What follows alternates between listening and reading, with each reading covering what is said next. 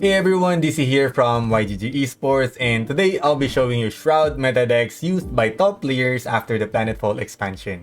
So the Paragon that we'll be showcasing for today will be Neve, or what I called before as Nayam, which apparently is the wrong pronunciation. I'll be sharing to you guys the deck that I've been using in the ladder right now, and also the version of the deck that is being used by the current top player in the ladder, which is LambySeries. So shout out to LambySeries for sharing his deck to us. So after Planetfall was released, Neve started to see more play in the meta. So what does Neve actually do? Neve is a battle-ready evasive unit that cannot be targeted by effects. Its muster is for each effect, relic, and upgrade that you've played in the game, you'll play a random unit from any parallel with the same cost. Meanwhile, its passive ability limits you on putting cards on your deck that cost 6 or more energy. Now let's discuss what's in the deck. More people started playing Neve because of the new Planetfall card Neve's Dominion.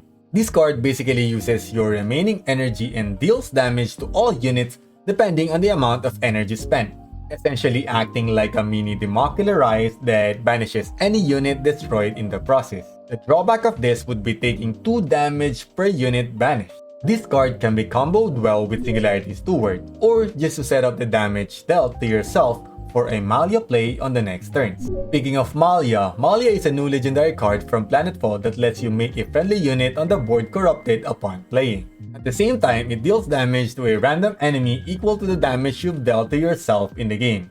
That is why it's a very good combo with Neve's Dominion. It also heals yourself by 2 and draws 1 card at the end of your turn if you have a friendly corrupted unit.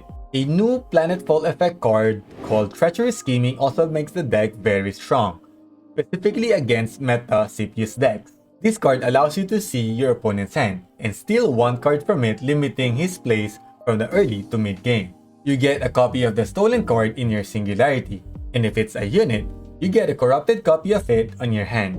Another legendary card from the Planetfall expansion is Adira.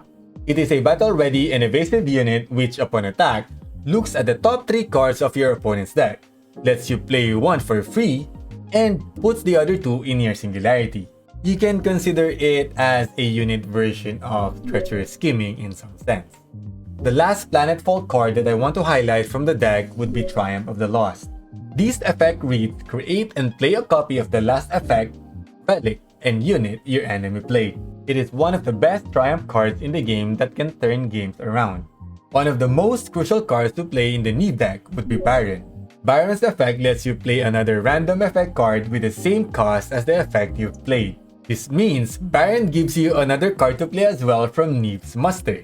One of the strongest combos in the game would be Baron and Triumph of the Lost, as you are basically playing a 10 energy after spending 5 energy.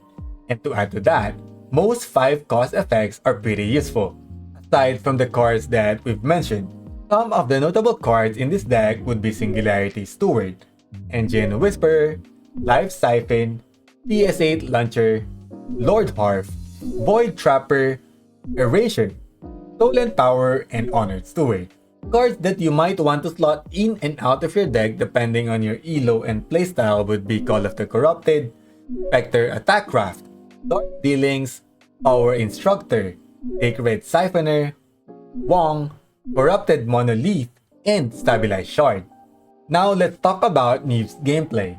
The goal of this deck is to survive the early and mid game until you can play Neve, while being able to play a lot of effects to build up its muster. During Mulligan, you can consider keeping Neve's Dominion, Engine Whisperer, Life Siphon, Lord Harf, Treacherous Scheming, and Baron. The said cards on Mulligan lets you control the early part of the game. You can deal with early whiteboards using Neve's Dominion. Just be careful on using this mid-game or later into the game as you can lead yourself into lethal range. Some ways to utilize Treacherous Scheming would be getting their next card to play, or getting the most important cards in their deck such as Rubicon, Convergent Domina, and Triumph of Europa for CPU's decks. It is also important to utilize Malia with its heals and card draws in the mid-game. I would only use Malia if I have another unit on the board, or if I've dealt damage to myself in the previous turns. As much as possible, try to use Triumph of the Lost with Baron as much as you can.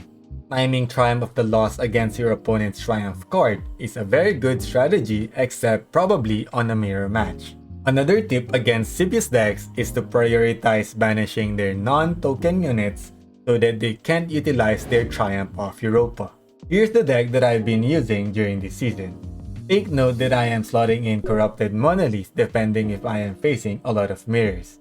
To compare it to Lamby's deck, the main difference between our decks is Spectre Attackcraft and Call of the Corrupted, since he said he prioritizes consistency over RNG between the two cards. Alright, that sums up our guide for SHROUD Planetfall deck, and I hope you got a preview on how to play it. If you have any questions, you can drop it in the comment section down below. DM me on my Twitter or visit me on my streams on Twitch. And if you've enjoyed the video, make sure to follow us on our socials, as we'll make more meta deck guides in the upcoming weeks. Thank you for watching and see you guys on the next one.